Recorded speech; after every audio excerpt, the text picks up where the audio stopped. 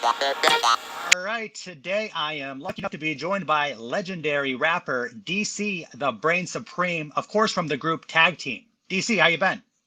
I've been wonderful. Very good, very good. Now, DC, before we get to the questions, is there any chance we can start my interview the same way you would start one of your performances? Can I get a party people? Party people!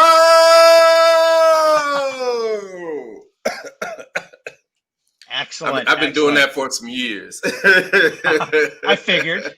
Yeah. Very cool. So we're living in crazy times. How have you been? What have you been up to? I mean, it's only crazy if you let it get to you like that. You know, if you think about it, there's always something crazy going on, right? So, I mean, it's just about your perspective. And if you're talking about the pandemic, this has been 2020 is probably one of the greatest years of my life, right? Yeah, definitely, because it forced me to sit my ass down and reevaluate my life, right? Because we can, we all think we're on the right path. We all think we're hustling. We're doing what we're supposed to do. But a lot of times you could be revving that engine and you think you're doing something, but, you're stuck in the mud, right? And your wheels are just spinning. So at the beginning of the pandemic, I asked myself a question. What the hell are you going to do? Because you can't do shows anymore. So what the hell's, what? And you don't DJ anymore because you retired from DJing in 2015. And I was like, all right, voiceover. Because voiceover you could do in your little studio at the house. And everybody has been forced to do everything from the house, right? So I went back to the beginning and trained.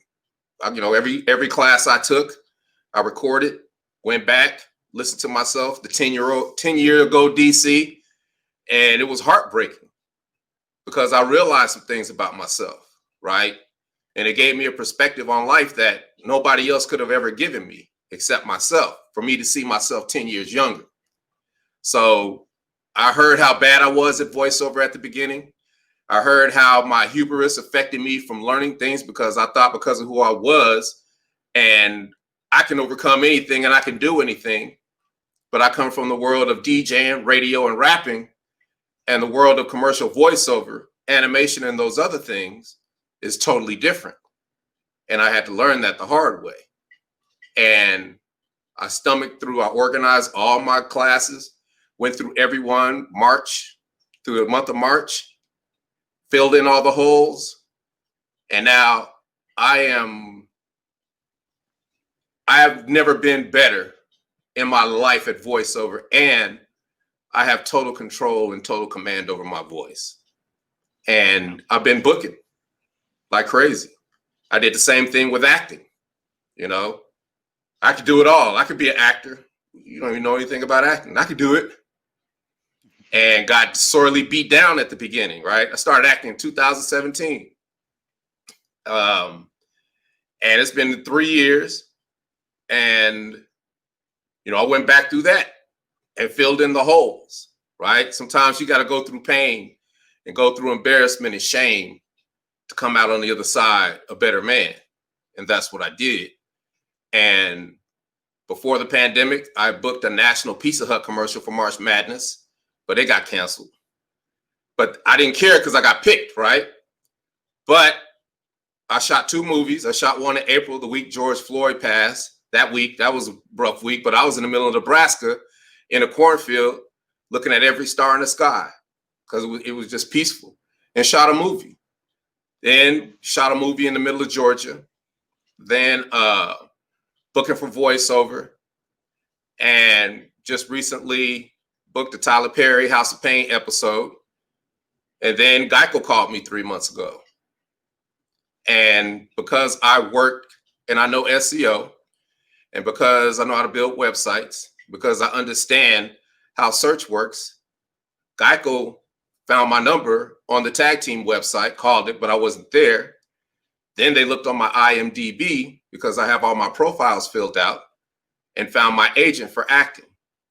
And then We secured everything, made everything happen, shot the Geico commercial, and now my phone won't stop buzzing. It's buzzing right now. Both of my phones are buzzing. So 2020 has been an incredible year for me. And I tell you all this to let you know that if you're thinking that things are going to come back the way they were, you're tripping.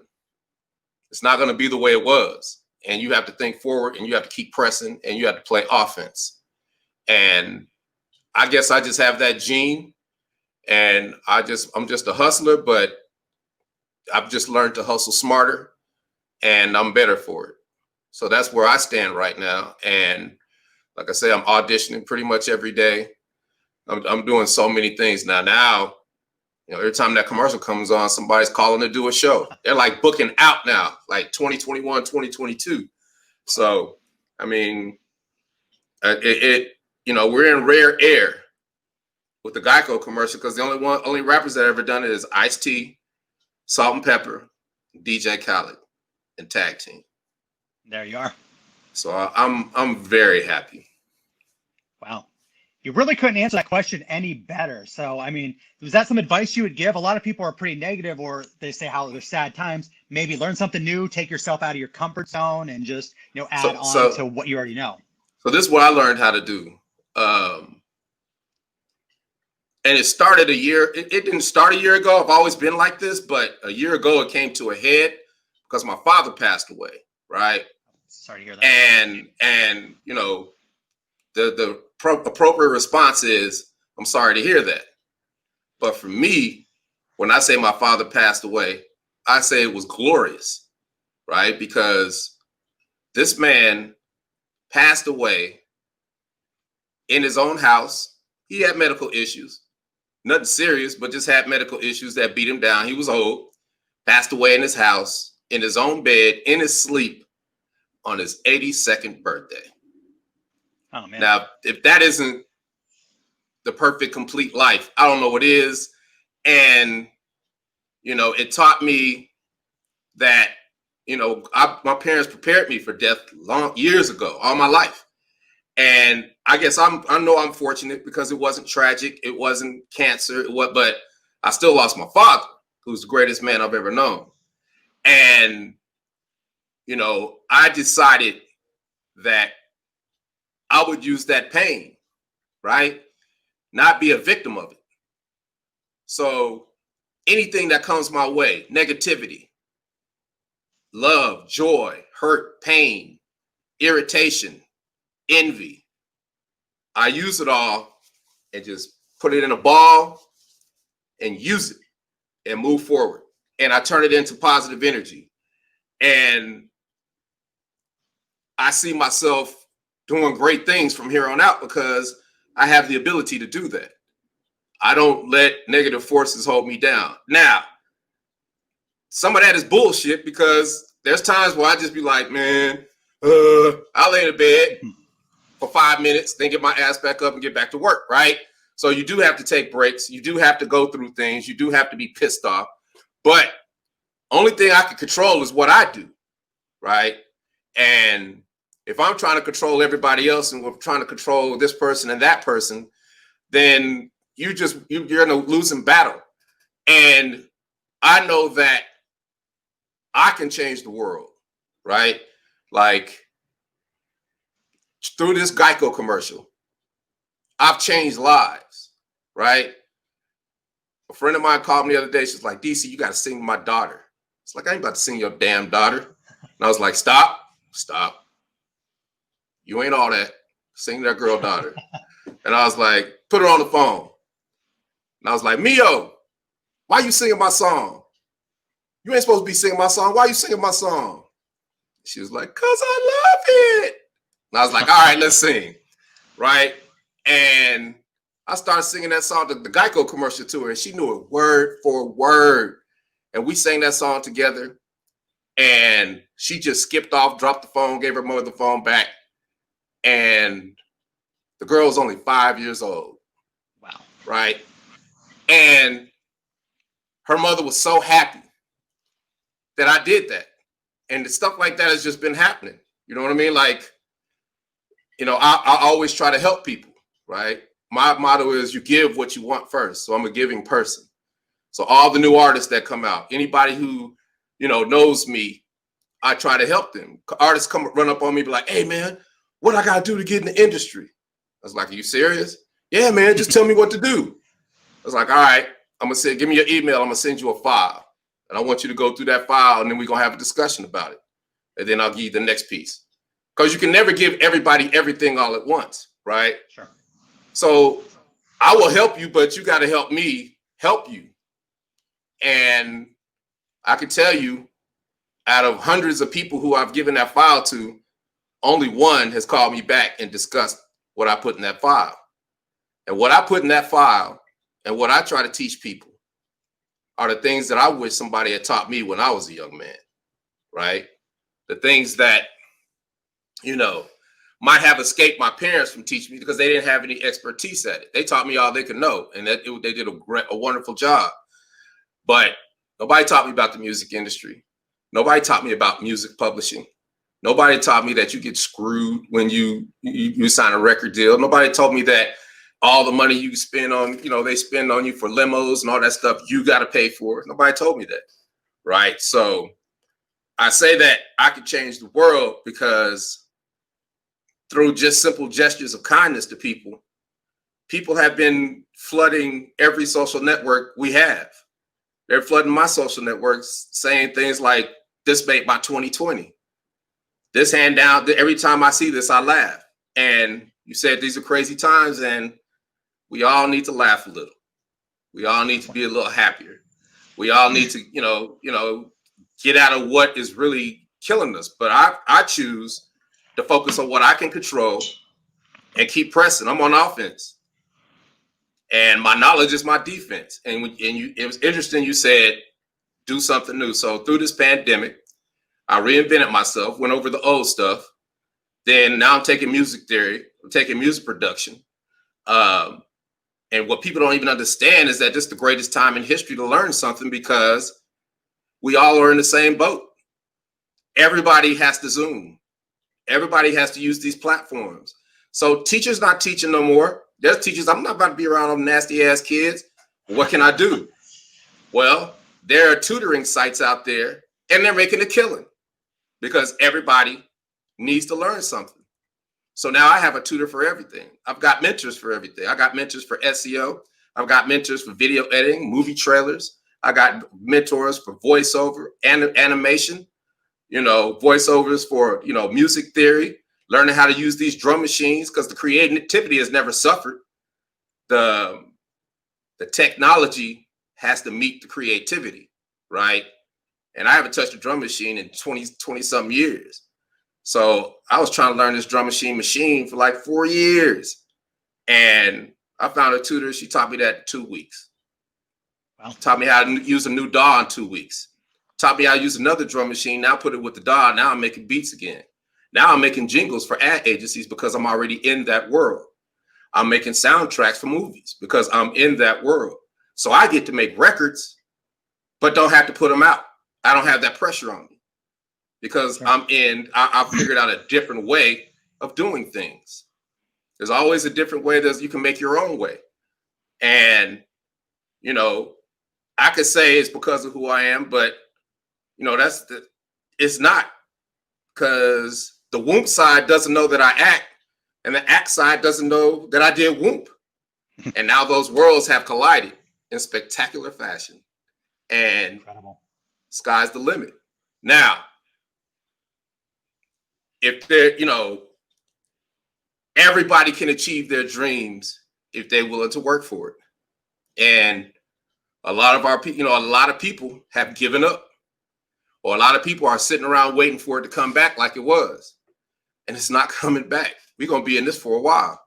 So you better, this is one of the true times. This is the first time in my lifetime that it is truly survival of the fittest.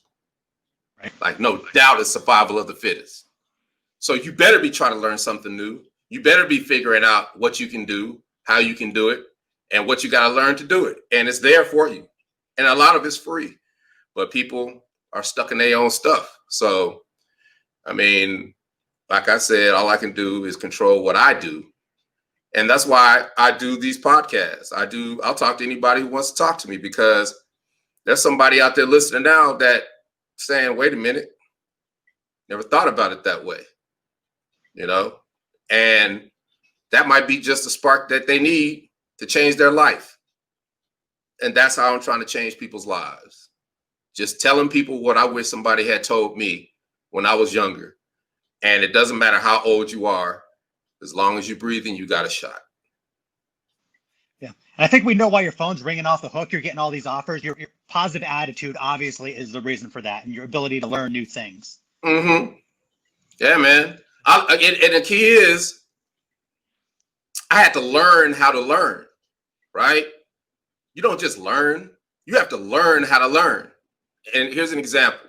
Like, I hate to read, but I do it anyway, right?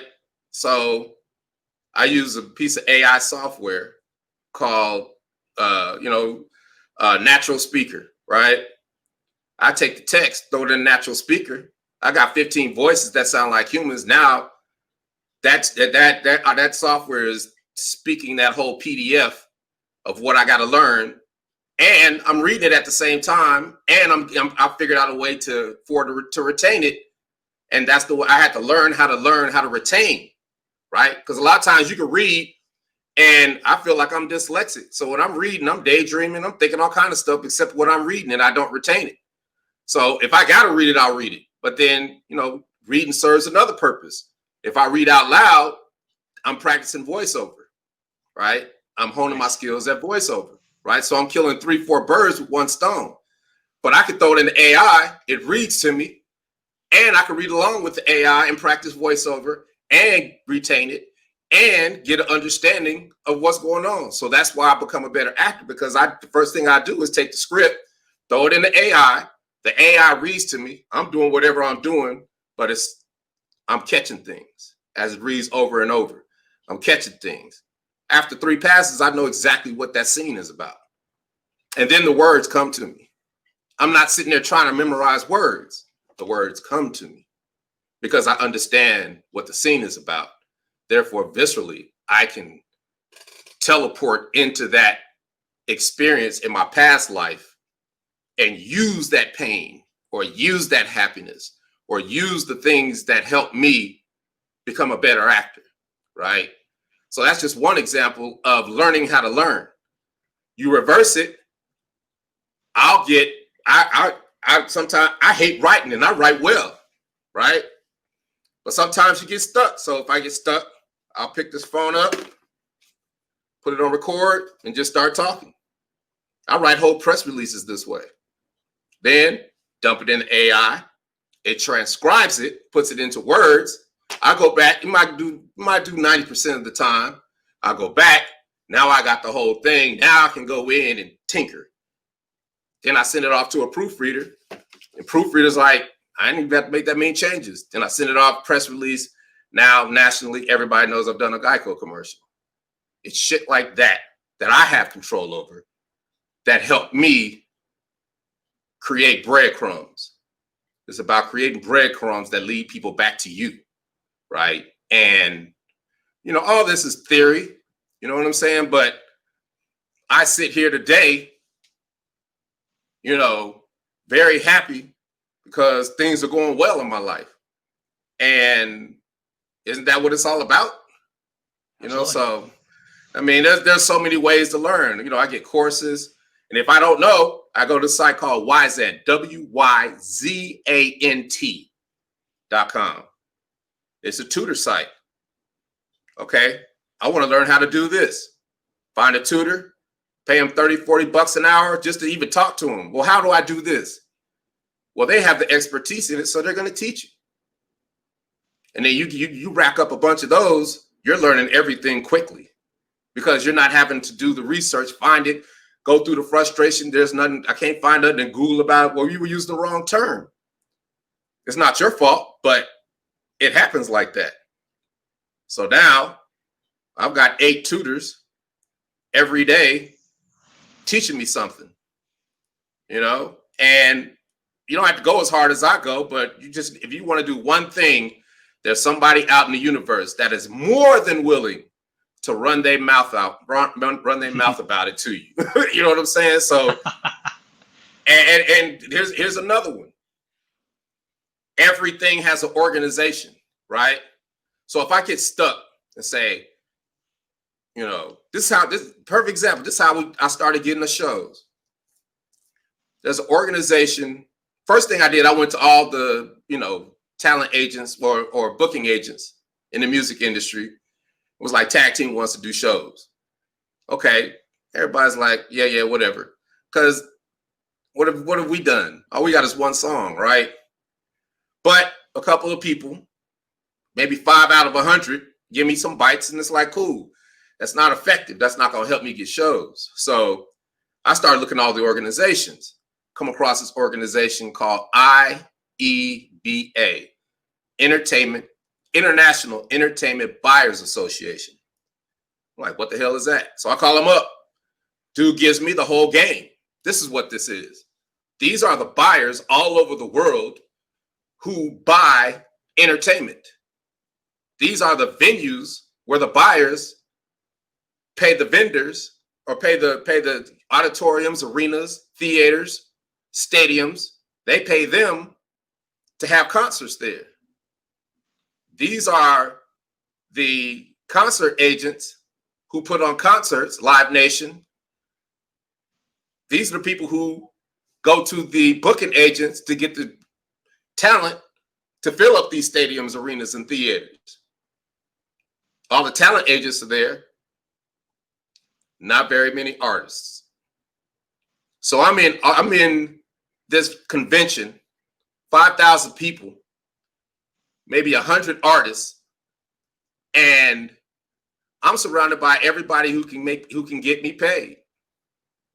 And I started networking. I introduced myself. My name is DC the Brain Supreme. I made a song called Whoomp There It Is. You heard of that song before? Yeah, I heard that song. Well, we're a clean rap group. We're a clean rap group, and I'm just trying to network and get some shows.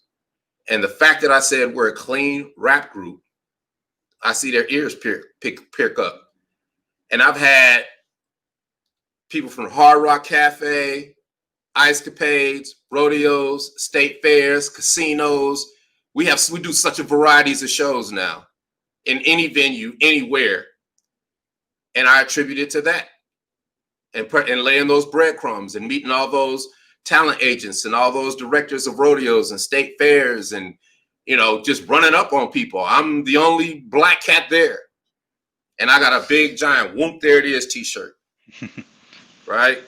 Now, I did that. I refused to just sit there and wait for somebody to do something for me. And I went out and took my shit. Right? And that's what you have to do. So every organization, whatever you want to do, there's an organization that the professionals are in, that they talk to each other and they have relationships with each other. And you can jump in those organizations, pay the fees, and get where you need to be and get what you want. So I'm a part of every voiceover organization, acting organizations, it's about to be animation organizations. Any organization that I see that I want to do something with, I'm going to be a part of that organization. And that is where you find out what happens in the trenches, because that's truly what matters, right? So I know what the marketing agencies are looking for. I know how the whole process works from the marketing from the client all the way down to the casting director, all the way down to the grip who puts the light stand up that shoots you and makes you look good, right? Now I know this is supposed to be a Whoomp There It Is interview, but no, this is fine. I love this. This is bigger than that, right? Sure. This is about, I don't consider myself a star. I don't consider myself none of that stuff. I'm just me, right? And I've had it good throughout my life because I've been a DJ all my life. I've always been popular. You know what I mean? I've been a DJ since the beginning of hip hop. I've had a blessed life, right? And Only thing I care about is just letting people know what what I didn't know when I was young, so people don't have to go through the same shit I went through. But me going through that has made me a better man. You got to go through that. It's life. That's what life is. If you're playing chess, life is your opponent. And you got to see 5-6 moves down the road and for you to even win at that game. So that's what I do. I got 5-6 hustles in the hole. If one hustle falls or everybody sees, oh, he's doing that, and they start copying me, y'all gonna have that hustle because I got this hustle that, I've let stew for 6 hours on a 7-hour recipe. Now it's ready, right? Because I've nurtured it. Sure. I built it. It's mine. I put my touch on it, right? And it's about having that toolbox, right? Everything I've ever learned how to do. Like I was a licensed commodities broker and I'm working in a strip club, but I'm trying to figure out, I want to know what money is about, right? Because I'm getting money hand over fist, I still get royalty checks. I still get, but I'm not getting what I'm supposed to get on royalty checks. So how can I need to be better fiscally. And I became a licensed commodities broker, took the test and found out it really wasn't for me because I'm selling financial services of instruments that I know nothing about. So I'm just selling people stuff. And if they make money, they do. If they don't, they don't. And my integrity won't allow me to do shit like that, right? That's why I don't own a record company, because I'm not going to be responsible for young kids' irresponsibility and make money off of it. Now, I don't knock nobody who does that, but I can't do that, right? So for me, all I'm trying to do is hone my talents to be able to make money in quiet on things that in places where nobody's looking. Sure. There are so many places to make money where nobody's looking. If you're a rapper, everybody's looking at the same place. I want to be a star. I want to have a bunch of bras. I want to have the car. I want to have the jewelry. But you're not thinking, I want to be a rapper, but I want to make music forever. Well, how do you make music forever? How can you do that, right? And there are other ways to do it than just being a star. And if you do it those ways and consistent with those ways, the universe comes back to you. And now, you get everything that you want. But, you just can't. Me being older, the one thing I realize is that, and what happens to a lot of my friends and happens to a lot of people that are my age, is that they become old and bitter, right? And you can tell. And my philosophy is you cannot hate on young people for being young. People come to me all the time. It's like, man, don't you hate what they've done to hip hop? I'm like, man, I don't even listen to hip hop no more. That's their thing, right? It's theirs, right? Right. It ain't my cup of tea, but I know it and I can do what they do. And I've studied what they do and I'm always up on what they do, but I'll never do that. But I've done it because it's another tool in your toolbox. You can take what they know, put it with what you know, and that's something new. And what I tell everybody is like, you can't hate on young people for being young. It's like being mad that you're being mad that you can't go back in time and there's no time machine, but you're mad that you can't go back in time. That's stupid. That's negative energy, right? So I try to tell people, look, you have one thing that young cats don't have: experience. Experience trumps all, because if you're open-minded, your experience can take you into places that you never thought you could be. And now you're the leader and everybody's following you, right? So, I mean, it's just, you go through life and you develop these tools that you put in your toolbox. You ever seen, I'm sure you've seen somebody that's got so many tools and you're like, damn, why they got all these damn tools? Like just tons of tools, right? It ain't that they love tools. It's just that there's a tool for everything. Right. And you don't want to be caught without that tool. That's why Home Depot and Lowe's is killing it, because everybody, you got to stop what you're doing and you got to go get that tool. But if you've already got that tool and you're prepared, then you save time. And that same way with education. All the things that I'm learning are tools to get me to the next thing. Like, I don't have to go get a publicist because I know how to use all the publicist sites. I know how to do press releases. I know how to use Harrow. I know how to find journalists. I know how to make them interested to me. I know how to do all that. And then on top of that, it serves to kill two birds with one stone, because if I get an article, now I can shoot a link back to my website, which provides SEO juice, which keeps me in the search engines, right? Like 2016, I started working on the tag team site. And you type in tag team, it was nothing but wrestling. Okay. You type in tag team today, it's tag team. I'll have to put that to the test. Put it to the test. Now, only thing you see on that is you'll see the knowledge graph, which is the picture on the side. It's still wrestling. But below it is us. When there was nothing on that page before. And that's because the SEO that I put together and learned to make sure that when people want to find me, they can find me. And I'm almost complete with doing it for Whoomp There It Is. Like you build these silos. And Whoomp There It Is. I mean, you got Whoomp There It Is. I thought people knew, I lost a deal with the Cleveland Cavaliers. And I talked to the young lady. She was like, we've been looking all over for you guys. And I was like, you can find us. She's like, I couldn't find you. There's nothing on the internet about you. I was like, I looked on the Wikipedias. There was no information how to get to you. I know about you, but I couldn't find you. And I was like, she's lying. And I was like, what you type in? And she was like, Whoomp There It Is. And I was like, oh. Some people don't know tag team did Whoomp There It Is. They just know they love the song. Ooh. So they're going to type in Whoomp There It Is first. And I typed in Whoomp There It Is. And there was nothing there that led them to us. And that's all changed. So now I'm ranking for 125 keywords that do a tag team. About to be ranking for about 300 keywords that deal with Whoomp There It Is. Everybody can find me now. You type really cool. You're going to ask me at the end of this interview, DC, where can they find you? type in DC Glenn, you'll find me. You type in DC Glenn, you'll find everything you need to find out about me. And that's how you come up. But most people just think you got to have a pretty website. And it's like, you just got a website. Don't nobody see you.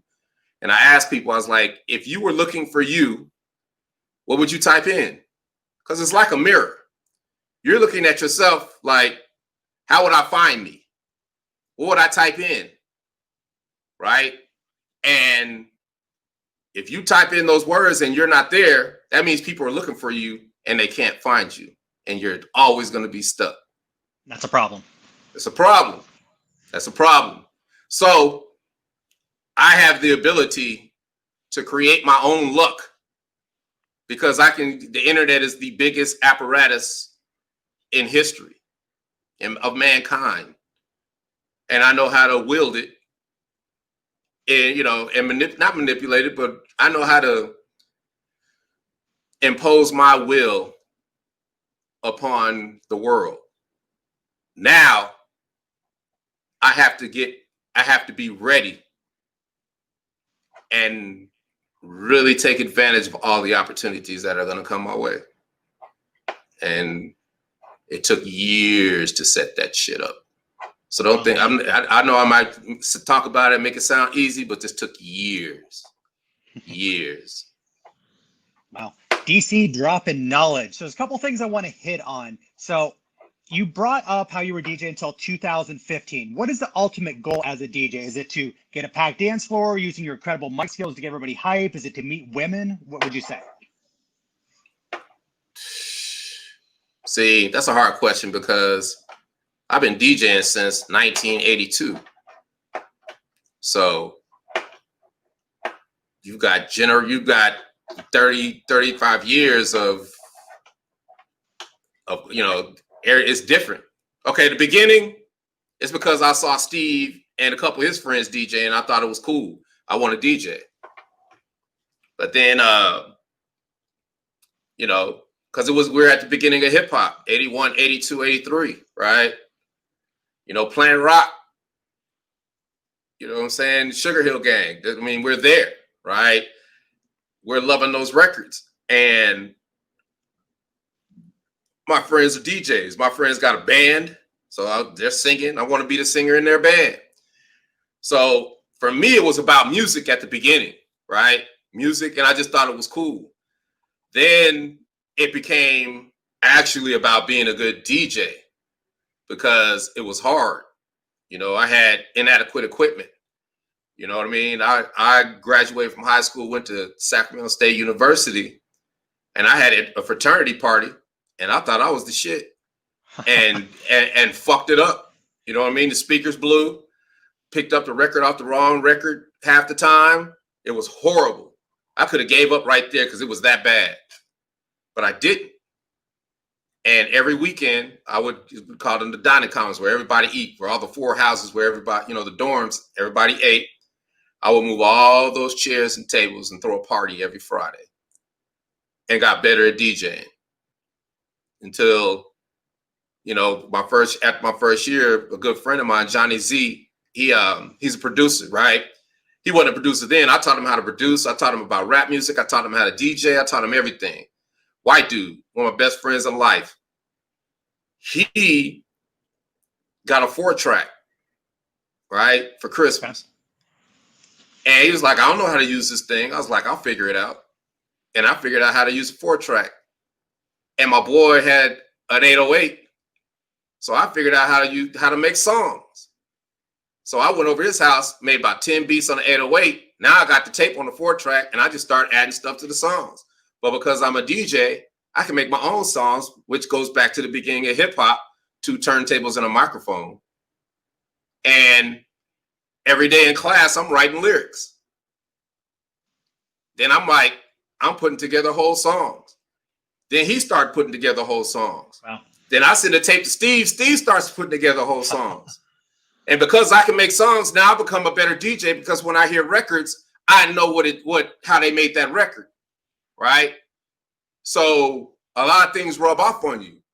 But not only was I making songs and getting all the newest records before anybody, because I'm in Sacramento, California, but I'm ordering my records from 12-inch dance records in DC. I'm ordering from New York.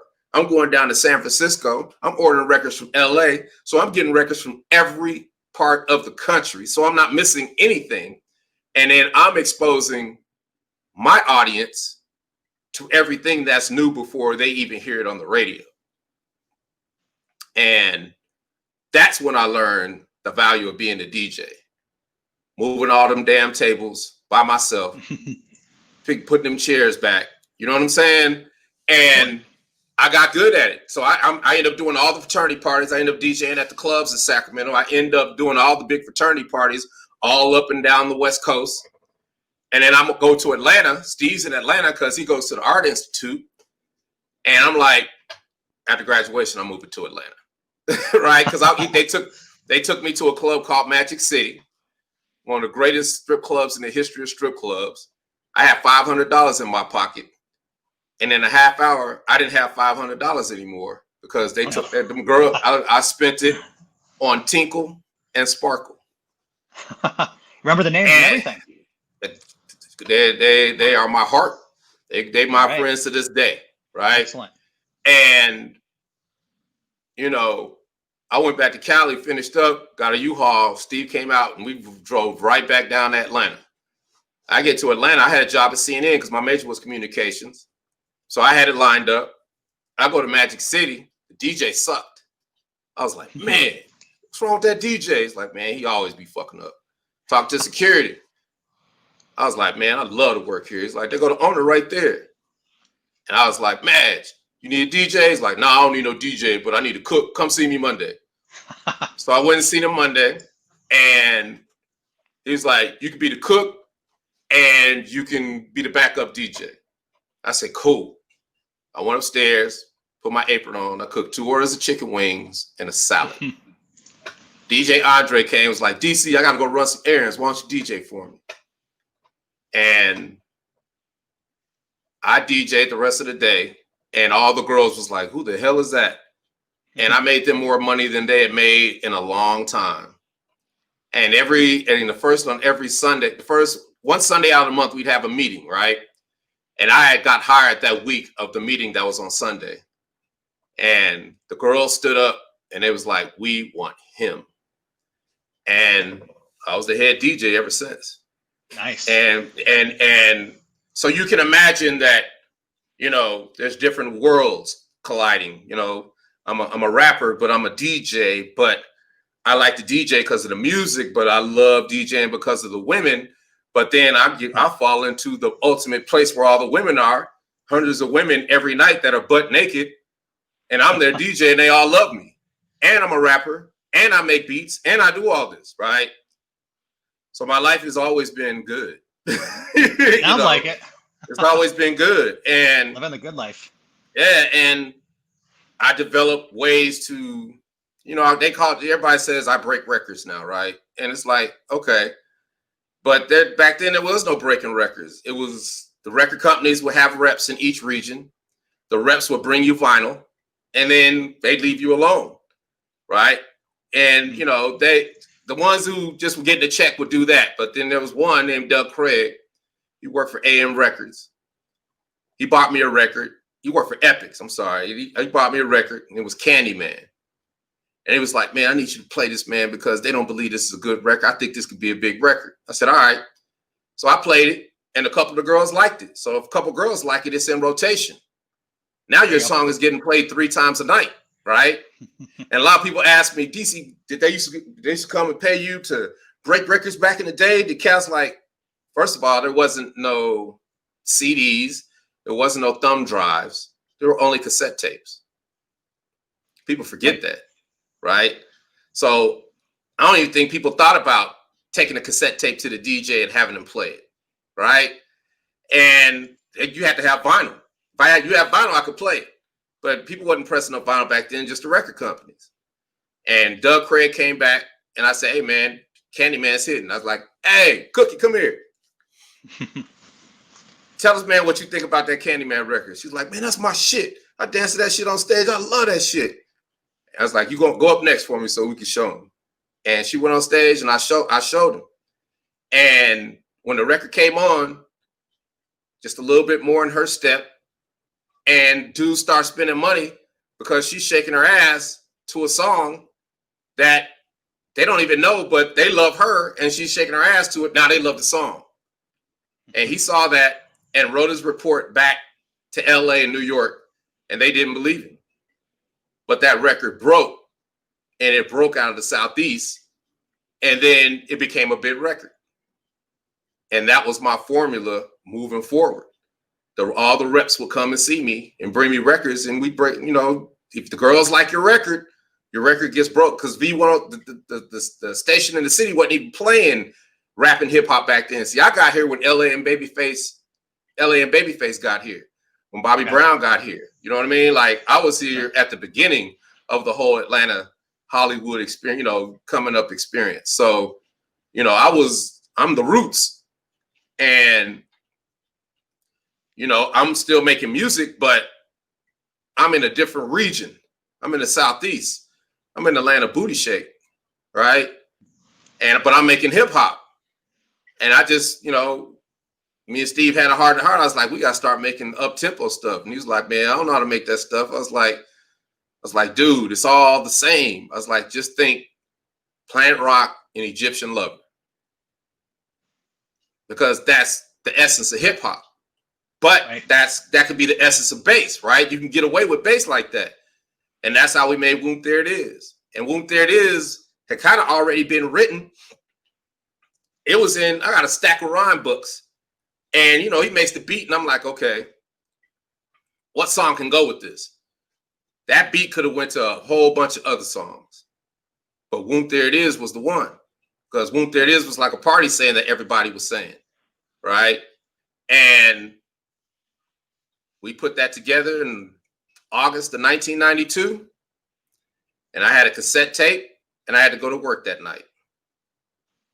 And once I got set up, I popped that cassette tape in. And to this day, I haven't had a bigger response on the record than that time I put that cassette in to Whoomp There It Is. Wow. At least 10 people came from just flying out the crowd like, what the hell is that? And right then and there, I knew, right? But I'm young. I don't know no better. I'm just glad to have that people like my stuff because I've made other records. I put on, I've done other stuff and people liked it too, right? So it's nothing new, right? This was different, but it was nothing new. And I played it for a while and I kind of stopped playing it. And then like in January, one of the girls was like, yo, why aren't you playing that record no more? Why don't you play Whoomp no more? And I was like, I got you. I'll play it. And I played again. The same thing happened. Then I knew. And then we had to go in and redo it because it didn't have quite the energy we wanted. And I remember arguing with Steve because I didn't want to do Party People at the beginning. And he was like, you got to do Party People, man. I was like, man, I don't want to do that shit. It's like, man, I ain't doing it. And he's like, man, please, you got to do Party People. And I was like, fuck it. I'll do Party People. And this day, I'm so glad I was wrong. Because that right there that's it, right? So I'm playing. I'm like, we got to get a record deal, dude. I'm about to shop this. I know all the reps. I'm playing it one night. Guy named Alan Cole comes up to me. He's like, DC, what the hell is that? I was like, that's my new record. He was like, what? He's like, man, give me a copy, man. I'm going to send it to New York tomorrow. I was like, all right. Send it to New York, Columbia Records. Columbia Records, Clyde Davis and them had the first crack. But they didn't know what to do with nothing from the South. Hip hop was just New York. New York had that New York attitude. And then LA, they was kind of against LA. It was against anybody that wasn't New York. Then LA, they was on their own thing. And then, all the other reps got it. I started taking around all the other reps. They send it up. Same thing. We hear it. We like it. We just, we just want you to wait. We want to put you in development. It's just like, I ain't got time for all that. Right? Because this record is blowing. Right? And there's another group on the other side of town called the A-Town Players. They got a Whoomp There this record. The 95 South got a Whoomp There this record. I don't got time for that. But then I was about to give up, right? Because everybody was bullshitting me. And then Lisa McCall, she worked at Mercury Records back in the day. She said, you might need to talk to Al Bell. He put the Daisy Dukes record out by Deuce. That's a bass record. And I was like, oh. He's like, he knows what to do with a record like yours. So I called him. And I was like, look, name's DC. I got a hit record. Call me back. It took him about a week to call me back. I kind of forgot about it. And he called me, introduced himself. I was like, look, man, I got a record down here. I've tested it. And, I'm in the biggest club there is.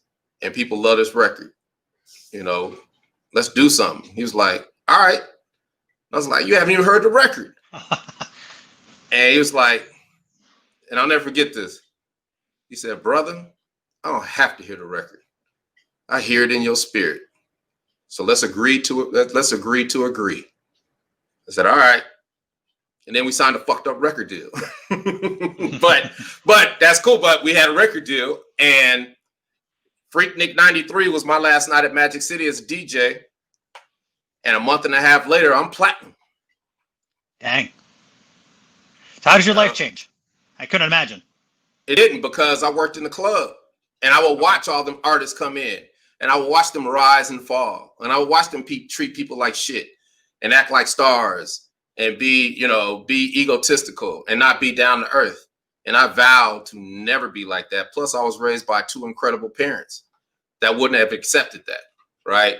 So that never was an issue for me. I never changed. Now, I had my fun and everything, but if there's one thing I could have changed is that I would have educated myself a lot better about the music industry before I jumped into it, right? Like, that's like going into the real estate business, not taking a real estate exam. Like, you just can't do it. But that's how the music industry was. I should have known about music publishing.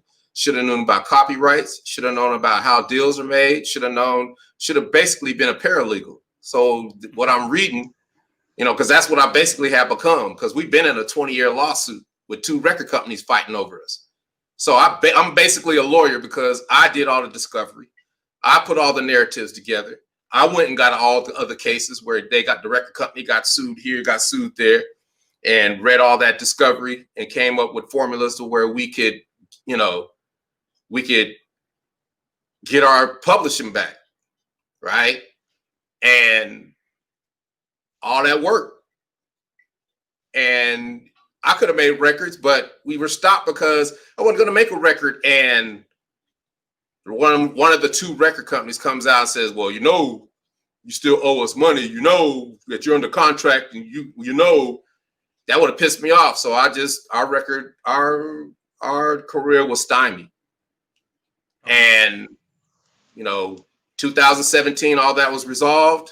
And now the world is mine. And I hadn't stopped producing. I just had to take a pause. Now it's in a different way. It'll never leave me, just like DJing will never leave me. As far as DJing, we got one song. And people are like, can you do an hour show? Sure.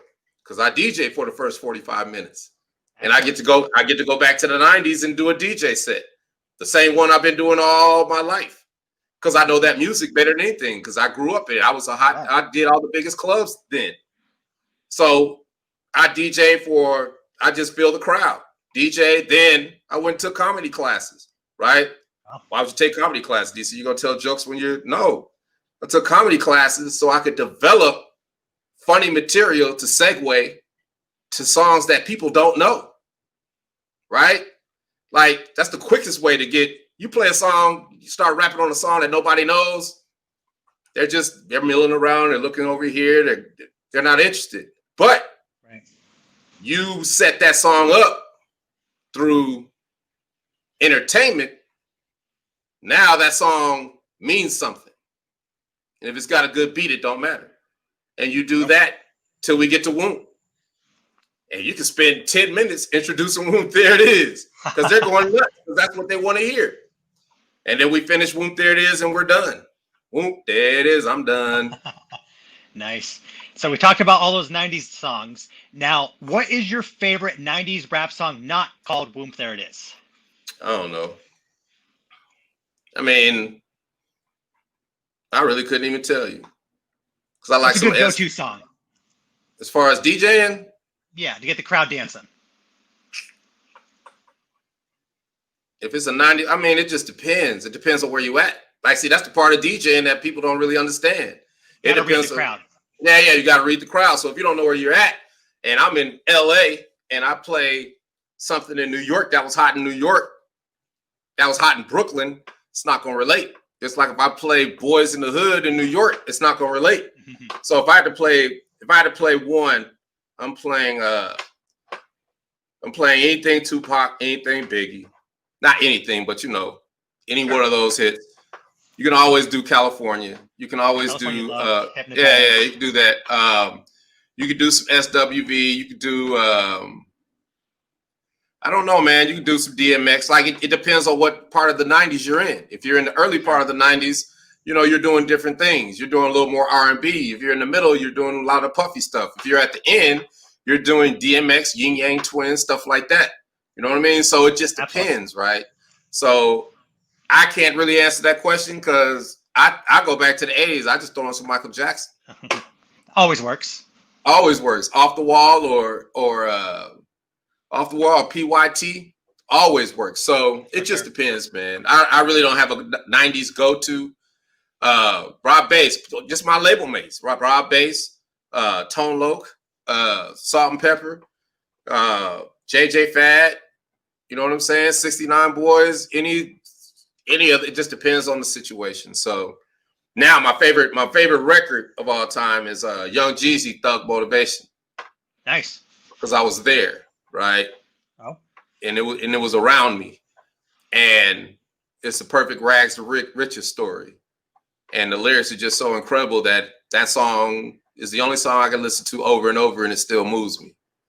So that is probably my favorite song of all time. Excellent. But then, you got Planet Rock. That's another one of my favorites. It just depends. It's not an easy question. No, it's really not a wrong answer either. It's kind of a Yeah. So when we still talking about, I guess, 90s music, I would say early 90s, it seemed like there was a few songs that crossed over when we're talking rap music to a lot of white crowds that maybe never did before. So off the top of my head, I'm not saying this is official. Maybe You Can't Touch This, Baby Got Back, maybe Jump. Would we put Whoomp There It Is in that category? And the reason why it's a question is because Whoomp There It Is came out a couple years after maybe You Can't Touch This. But is it still up there where it crossed over just as well? Oh, definitely. We went all over the world with that record. And that was in 93, 94. And then you forgot Vanilla Ice, Ice Baby, right?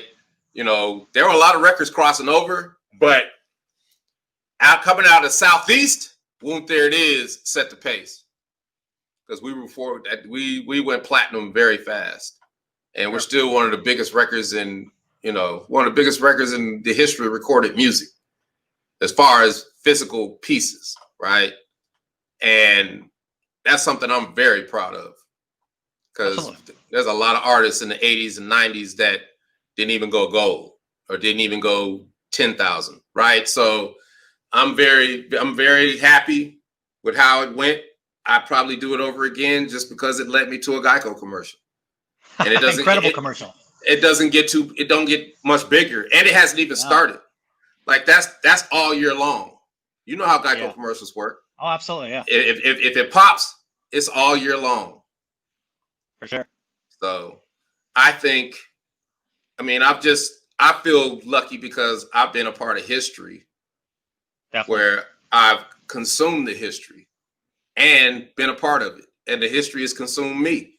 So I just feel so fortunate, man, that I could just sit here and tell all my stories and share the things that I've been through, and just hope coming out the other side that somebody's listening and it just makes their life a little bit better. Definitely. At any point in your career, because Whoomp There It is and was so big, did you ever get tired of talking about it, or? Nah, because the song was always bigger than us, so nobody even knew. Like, I could go anywhere, I could live my life. You know, back in the day, people knew it was us, but after about 95, 6 or 7, I could walk in anywhere, nobody even know it was me, because I don't have hair anymore. You know, we're older, so I get to live my life, and I get to wield it when I want to. You know, that song has got me in the boardrooms. You know what I'm saying? So the song has always been bigger than us, and that's the beauty of this Geico commercial, is that for the last 3 decades, anybody who didn't know who sang that song gets to put a face with the song. And what better way to put the face with the song, to the song that they've loved all their life, than with an ice cream party? That's right. Incredible. I mean, the stories that I hear, like people sending me videos of them surprising their kids recreating the commercial. And you could just see the joy on the kids' faces, right? And, you know, it was heartfelt for me, because my father, we used to make our own ice cream. Like we had an ice cream thing where we had to crank and we had to churn it. Me and my brother would sit in the driveway and take turns till the ice cream was done, and we had homemade ice cream. That spirit is in that commercial. And then my acting chops, I prepared different things for that the whole month, right? And I could have just showed up and just did it, but I'm an actor, right? You prepare, and I prepared for it. And we had a production meeting the night before, and, you know, the director was like, we're going to have a lot of fun, you know, just getting to know each other. And I was like, you mind if I got a couple ideas? You mind if I spin them to you? He was like, man, we can do anything you want to do, DC. And I had 6, 7 things in my toolbox that I wanted to explore. And the first one was the spinning ice cream scoop, right? I was going to have somebody make that for me, right? And like, you put a band on my hand or something to where I could just spin the scoop. And I was like, but we're not going to be able to do it. So that was just the idea. He's like, nah, it'll be ready tomorrow. I was like, word? So then everything I wanted to do, he did. And we shot all day. And the sprinkles at the end is LeBron James going to the scorer's table, throwing up the chalk, right? That right there, that's kids' favorite part. The dance is a dance that we do down in Atlanta, that all the bass artists would do. It's part of culture. So now I'm representing my culture, and just every little thing. You know, the director came with the chocolata, And then we poured the chocolate. I mean, it's just all those little things are what made that commercial special, right? Because there's just no lag in fun, right?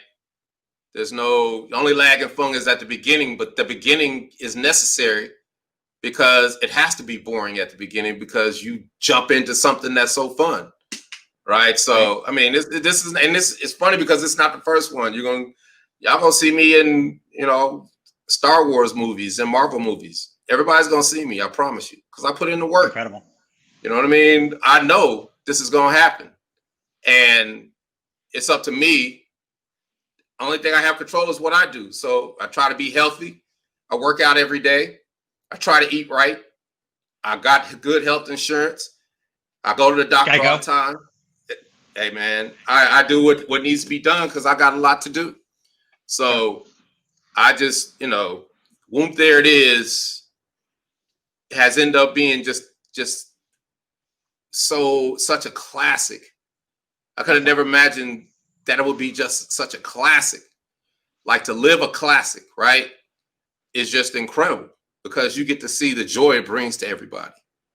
And I mean, like about a month ago, I downloaded 15,000 TikTok videos because I know how to do that. I just scrape and, it's SEO stuff. But I got 15,000 videos where people did TikToks with Whoomp There It Is. Wow. Even more with Instagram, right? Yeah. So that lets me know, I mean, you got cheerleading routines, and then every kid for the last 15 years knows what it is because there's a company called Kids Pop.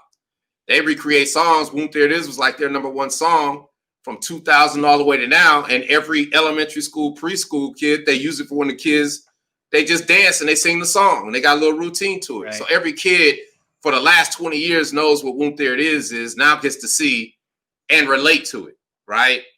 It's just, and then relate to their, I'm telling you, it's almost like Star Wars. Every kid knows just as much about Star Wars as we knew about Star Wars when we were kids, right?